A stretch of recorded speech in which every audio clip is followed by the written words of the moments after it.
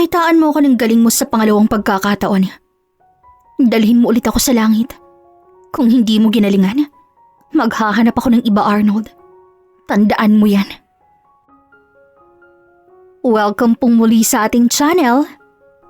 Kilala ako bilang abogada. Ngunit paano kung ako mismo ang makagawa ng isang kasalanan na maaari akong maipakulong sa loob ng 6 na buwan o mahigit 6 na taon? Pagmamahal na hindi matatanggap ng batas.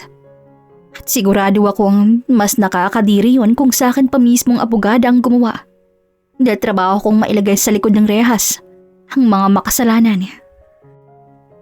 Magandang araw sa inyo at sa mga tagapakinig sa channel na ito.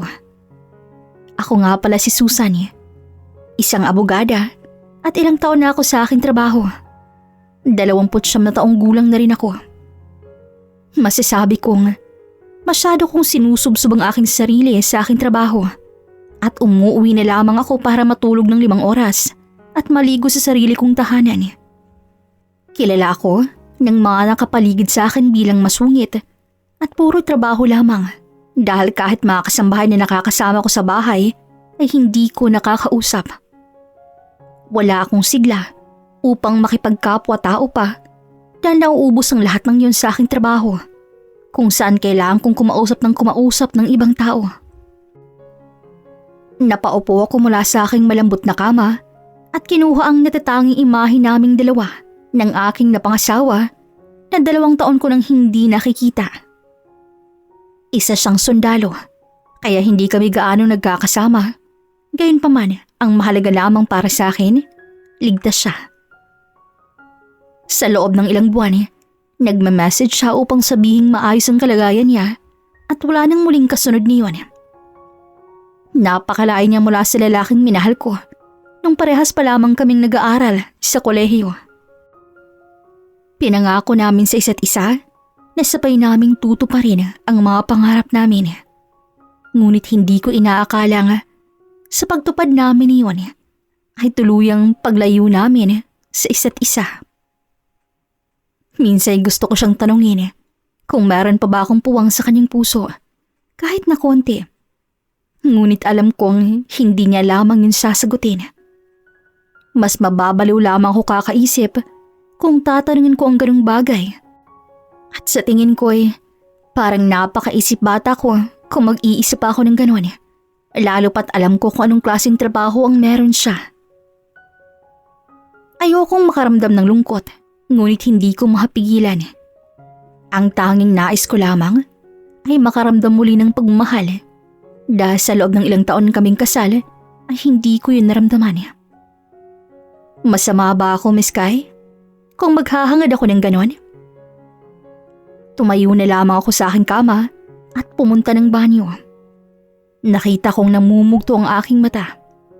Ni hindi ko napansin na kaya ko pa palang lumuha dahil masyado akong pilit na pinapatatag ang sarili ko at wala akong oras maging mahina. Ngunit hanggang kailan ko kakayaning lokohin ang aking sarili? Isang tao lamang din ako, Miss Kai. Nang pagkabukas ko ng pintuan ay nagkagulatan pa kami ng isang binata. Halata sa kanyang itsurang natakot siya nang makita ang nangyari sa amin. Mukhang kakatukin niya ako dahil pinapatawag na ako ng kasambahay upang kumain. Ngunit naunahan ko siya sa pintuan. Napataas ang aking kilay dahil ito ang unang pagkakataong nakita ko siya. Mukhang bagong trabahador siya sa pamamahay ko. Bago ka? Yes po, ma'am. Anak po ng isang kasambahay niyo po na si Nela. Sagot nito. Napatingin ako sa itsura nito at hindi ko maiwasang maipagkumpara na bahagyang kahawig to ng aking asawa nung binata pa siya. Dahil doon, mas tumagdag ang aking inis kahit alam kong wala siyang ginagawang mali. Ayusin mong ginagawa mo. Agahan mong pagkatok sa kwarto ko. Hindi yung mas nauuna pa ako sa'yo. Naiintindihan mo ba? Tumango ito ng sunod-sunod at namumula pang mukha nito sa hiya. Saka ko ito iniwan na nakatayo lamang sa harapan ng aking kwarto. Hindi ako nakaramdam ng kahit anong konsensya sa ginawa kong yun. Pakiramdam ko nagwagi ako dahil natakot ko to. Parang nakaganti ako sa ilang taong pagkukulang sa akin ng asawa ko. Alam kong hindi ko dapat tinadama ang boy na yon, ngunit masaya ako dahil alam kong hindi ko magagawa yun sa aking asawa. Dahil maaaring pagbuhatan ako nito ng kamay katulad ng dati niyang ginagawa at wala akong palag sa kanya. Hindi katulad si binatang yon na kayang-kaya kong pagsalitaan dahil alam kong hindi yun gaganti. Mukhang malamya ito. Tingin ko'y binabae ito kahit na meron siyang itsura. Habang nakain ako ng almusal, lumapit sa akin si Nela. Kasama nito ang kanyang binatang anak. Ma'am, eto nga po pala yung sinasabi ko pong anak ko po. Tumango lamang ako at tiningnan mula ulo hanggang paa ang binata. Nawala sa isip ko ang pag-uusap namin ni Nela na ipapasok niya nga pala kanyang anak bilang boy na pinayagan ko naman dahil matagal na silang nagsiservisyo ng kanyang asawa sa akin at magaling sila sa kanilang trabaho. Good morning po, ma'am. Saad nito na hindi ko inaasahan. Anong pangalan mo? Arnold po, ma'am. Hanggang sa aking trabaho sumisingit ang kanyang itsura sa aking isipan na hindi ko maintindihan. Dahil ba yun sa naaawa ko sa kanya na sa ginawa ko o dahil sa kahawig niya ang aking asawa? Pag uwi ko'y halos mag-aalas 3 na ng madaling araw, ngunit kaagad kong napansin si Arnold na nasa labas at mukhang may hinihintay. Napakunot ang aking noo dahil lumapit to, sabay ngumiti nang makita ang aking sasakyan. Good morning ulit, ma'am. Ako na pong magdadala ng gamit ninyo. Ba't kising ka pa? Anong oras na? Inihintay po kita, ma'am. Hindi ko naman sinabing gawin mo yon. Gusto ko lang, ma'am, para makabawi man lang po ako sa rin kasalanan ko, ma'am. Kasalanan? Ako na pong magdala ng gamit niyo, ma'am. Ano pong gusto niyong gawin? Maligo muna or kumain? Wala nang magluluto para sa akin. Tulog na sila, manang. Ayoko na silang gisingin pa. Marunong po ako magluto, ma'am. Ano pong gusto niyong kainin? Sigurado ka ba? Tumango ito. Hindi ko maitatanggi na kumakalam talagang sikmura ko, kaya pinagbigyan ko ng binatang iwan kahit na bahagya ako napipikon sa kanyang mangiti. Nilutuan ako nito ng adobong manok at kahit hindi ako kadalasang nagdadagdag ng kanin kapag kumakain, ay napadagdag ako dahil napakasarap nitong magluto. Hindi ko inaasahan na maaari palang maging ganun ang lasa ng adobo. Masarap, no? Hindi. Pagtanggi ko sa kanyang sinabi dahil baka lumaki ang kanyang ulo kung purihin ko siya. Kung noon, ang tingin ko sa kanya ay mahiyain. Ngayon ko napagtanto na mali ako dahil may pagkamayabang at mahilig itong mangasar na mas kinainis ko. Sungit mo naman, ma'am. Ayaw pa kasing aminin na nasarapan siya sa luto ko eh. Dahil hindi naman talaga masarap. Pangatlong kanin mo na yan, ma'am. Hindi ko inaakalang malakas kang kumain.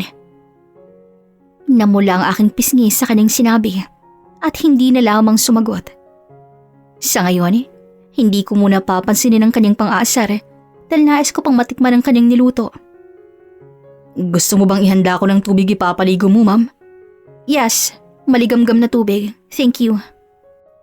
Kaagad nitong sinunod ang aking sinabi at hindi ko na malayan na nanginginig na pala ako dahil sa lamig, dahil sa lalim ng aking iniisip.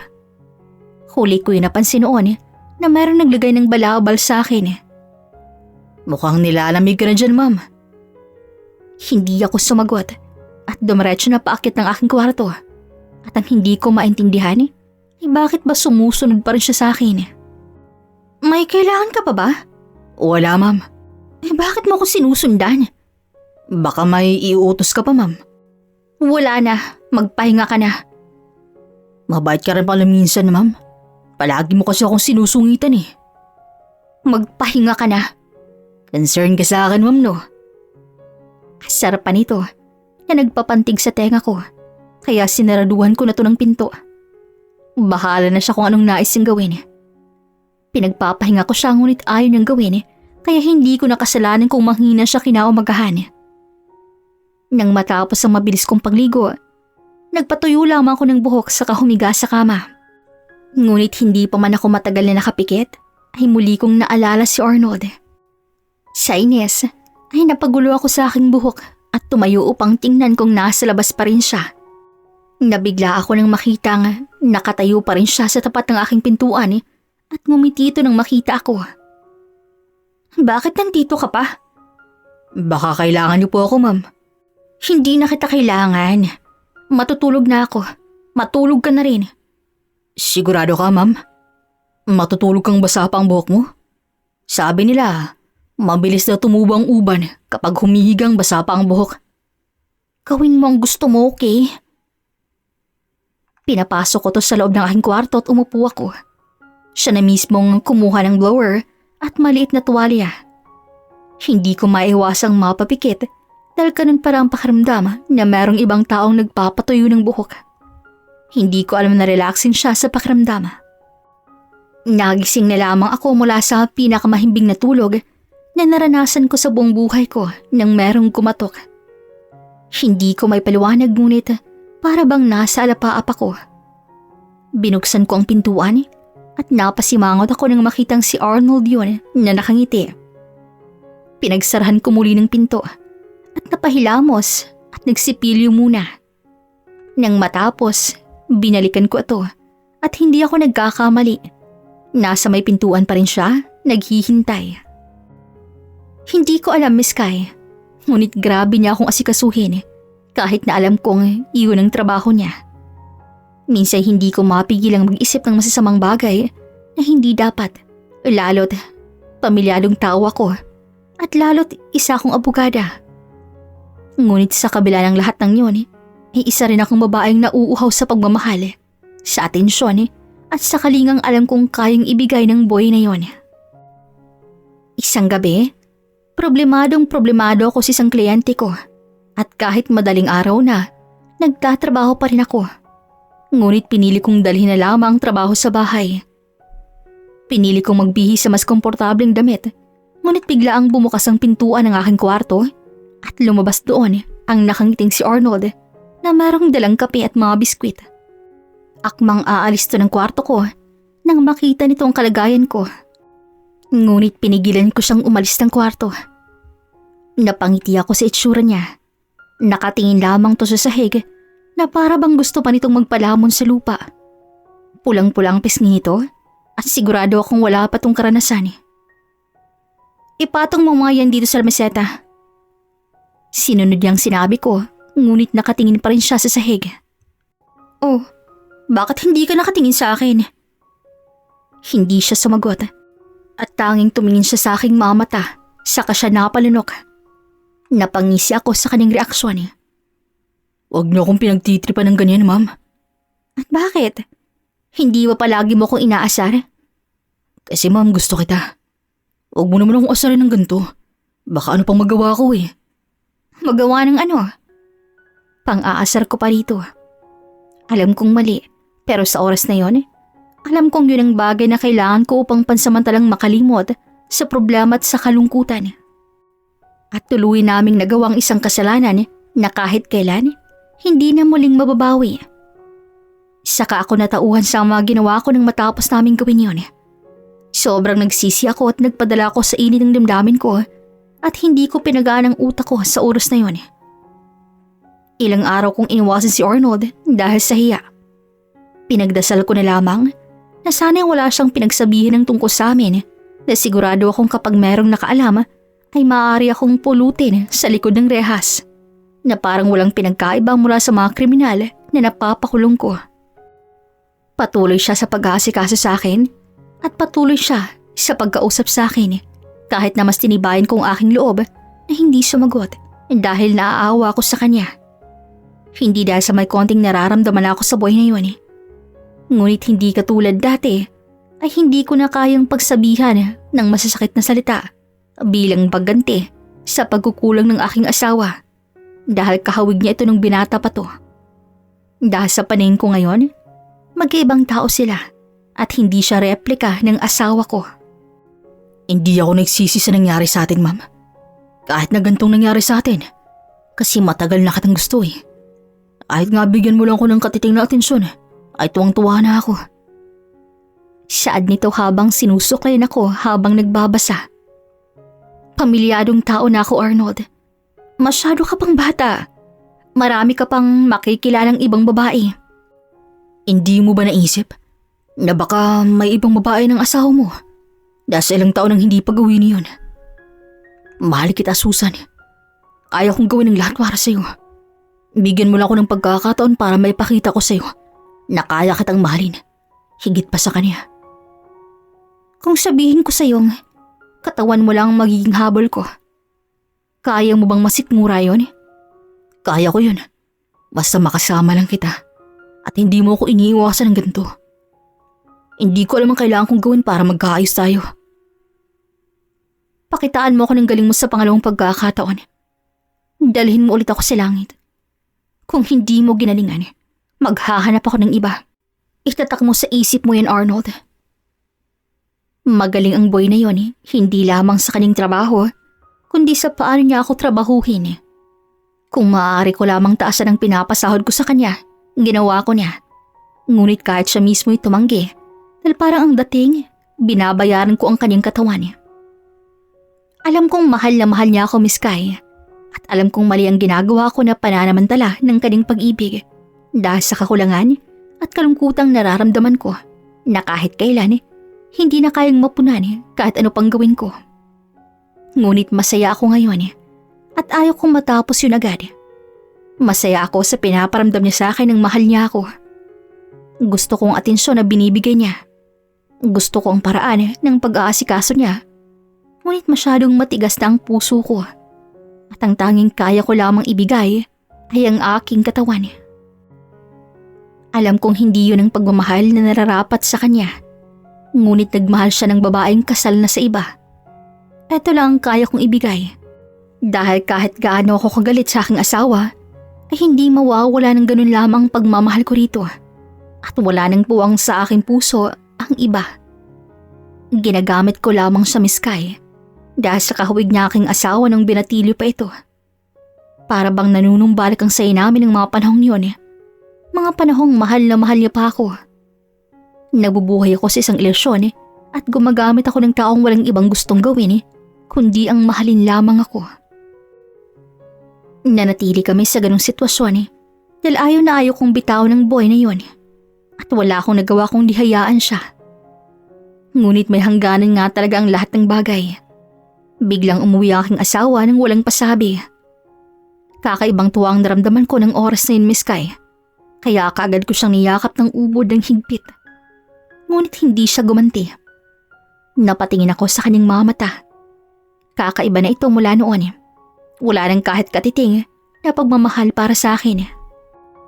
Magkatabi kami kung matulog, kaya nung araw-araw na ginagawa namin ni Arnold ay hindi na maaari pang mangyari ulit dahil baka mahuli kami ng asawa ko. Kaya kahit meron akong mga pangangailangan ay hindi ko yun pinagtuunan ng pansin. Pero isang gabi, hinigit ako ni Arnold upang kausapin. At na rin sigurong nararapat na katapusan ng kung anumang kalokohan na ginagawa naming dalawa. Ayoko na. Ganun lang ba yun? Porket nandyan na siya, kaya hindi mo na ako kailangan? Naiiyak ng sambit. Nasasaktan akong makita siyang gano'n. Pero wala nang ibang mapupuntahan pa ang ginagawa namin kundi sa ganito lang din. Ayoko lang mas patagalin pa dahil alam kong mas masakit yon para sa kanya at hindi ko kakayanin na mas madurog pa siya. Mahal ko pa rin siya. Maghihintay ako hanggang mawala yun. Kahit ilang taon pa. Hindi pwedeng maging tayo, Arnold. Wala tayong kinabukasan. Hindi talaga tayo para sa isa't isa. Bakit? Dahil kinakahiya mo ako? Dahil isa lamang akong boy? Isa lang akong trabahador mo dito? At sa tingin mo, hindi kita kayang bigyan ng magandang buhay? Pati ang anak natin? Paano mo nalaman? Yun ang nais kong itago sa kani Miss Kai, na mayroong nabuo ang pagkakasala naming dalawa. Ngunit nais ko yun na itago sa kahit kanino at ipaako sa aking asawa. Matagal na naming ninanais na magkaroon ng anak. At kung mabuntis ako, mananatili ba siya sa aking tabi upang alagaan ang magiging supling namin? Mababago ba ng batang dinadala ko ang pagtrato sa akin ng asawa ko? At mas mamahalin niya ba ako dahil doon? Kung ito lamang paraan upang mahalin niya ako, kakayanin kong mabuhay sa kasinungalingan. Sinabi ko yun kay Arnold at sigurado akong kinamumuhian niya na ako ngayon. Patuloy ang pagtuloy ng kanyang luha at wala akong magawa dahil ako ang may gawa ng lahat ng yun sa kanya. Ako ang una niyang inibig, ngunit ako rin ang unang dumurog sa kanya. Naging masaya kami ng aking asawa, ngunit para kaming hindi magkakilala ni Arnold na hindi man lamang namin tinatapunan ng tingin ang isa't isa. Naging masakit yun para sa akin, Miss Kai, pero yun ang dapat kong gawin. Isang pagmamahalan na sa una pa lamang, hindi na dapat nagsimula pa. Dahil wala yung hatid na iba kundi pagkasira naming dalawa.